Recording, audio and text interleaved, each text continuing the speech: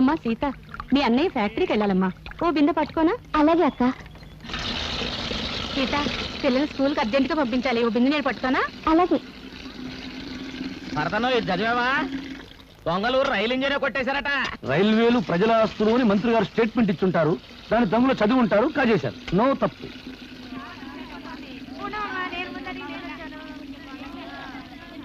సలాం అలైకుం భాయ్. ఆదాబర్ సాదాబర్. నమస్తే. ఏం సీత, బొమ్మల బిజినెస్ ఎలా ఉంది?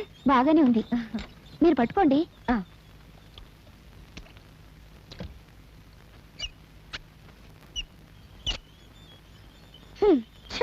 నేను బకెట్ పెట్టగానే నీళ్లు అయిపోయాయి.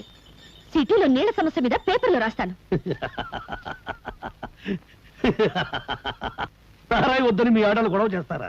మేము నీళ్లు లేకుండా చేశాం. లంగాలు కాదు, రిబ్బన్లు ఉతుక్కోవడానికి కూడా లేకుండా చేస్తాం. అమ్మా అమ్మా, ఆకలిస్తుంది, అన్నం పెట్టవా?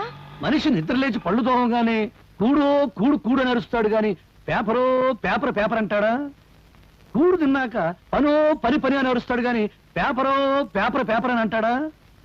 చీకటి పడ్డాక పెళ్ళామో పెళ్ళాం పెళ్ళాం అని అరుస్తాడు. పిల్లలు పుట్టాక దరిద్రమో దరిద్రం దరిద్రం అంటాడు గాని పేపరో పేపర్ పేపర్ అన్నాడు కదా.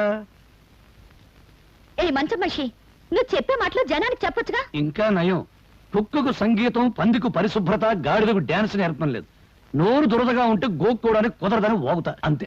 భరత్, నీవి మాటలు కావు, తుపాకీ తూటాలు. ఆ మాటల్లోని భావాల్లో అగ్నికణాలుంటాయి.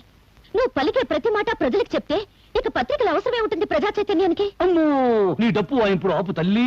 ఈ వీడియో మీకు నచ్చినట్లయితే లైక్ చేయండి, షేర్ చేయండి. ఇలాంటి మరిన్ని సరికొత్త సినిమా వీడియోల కోసం ఛానల్ ని సబ్స్క్రైబ్ చేయండి. అలాగే ఇక్కడ ఉండే ఈ గంట సింబల్ ని క్లిక్ చేయండి.